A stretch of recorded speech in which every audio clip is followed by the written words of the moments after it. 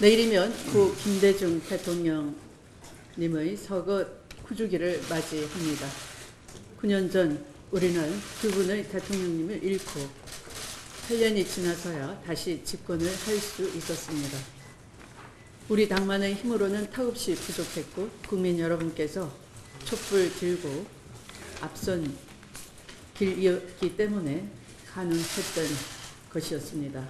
그러기에 우리는 고 김대중 전 대통령님의 서거 9주기를 맞아 더욱 겸손하고 낮은 자세로 국민의 뜻을 다시금 되새길 것입니다. 지역주의 극복과 한반도 평화, 민주주의와 인권, 그리고 민생을 지키고 발전시키는 책임 정당으로서 새로운 각오를 다지고자 합니다. 내일부터 아시안게임이 시작됩니다. 피땀 흘리며 준비했을 우리 선수단의 선전을 기대합니다. 남북은 이번 아시안게임 역시 남북 공동 입장과 여자농구, 카누 조정 등 3개의 종목에서 단일팀을 구성해 경기를 펼칠 예정입니다. 평창이 한반도 평화의 물꼬를 텄다면 이번 아시안게임은 지난 6개월간 진전된 남북의 평화 의지를 국제사회에 널리 알리는 소중한 계기가 될 것입니다.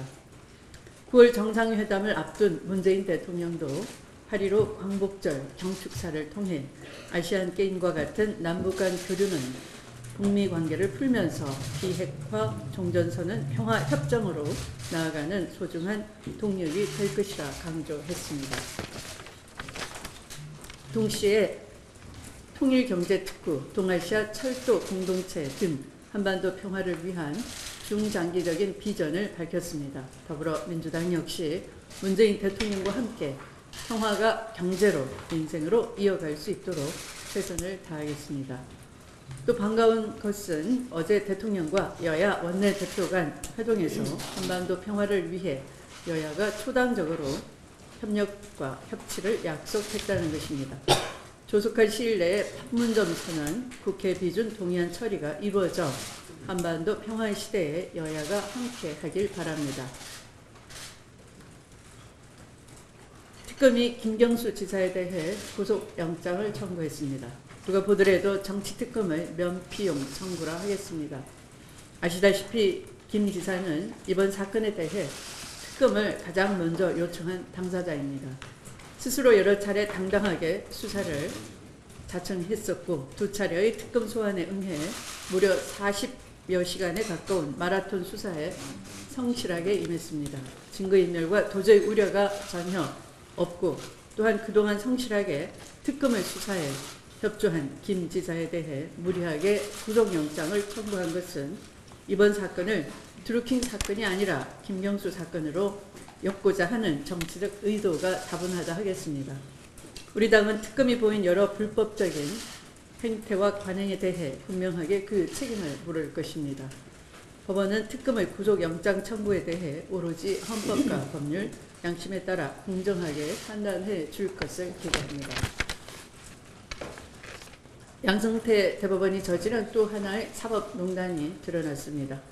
법원 행정처가 앞장서 상고법원 추진을 반대하는 판사들과 모임을 사찰하고 양승태 대법원장에게 보고까지 했다고 합니다. 그야말로 충격적인 일이 아닐 수가 없습니다. 대법원이 개별 판사들을 사찰하고 뒷조사까지 했다는 사실은 사법 정의와 양심을 짓밟은 법비의 난이라 해도 과언이 아닐 것입니다. 또한 검찰이 비공개 수사 중이었던 홍일표 의원에 대해 사건 내용을 파악해 수사와 재판 방어 전략까지 검토했다는 보도도 있습니다.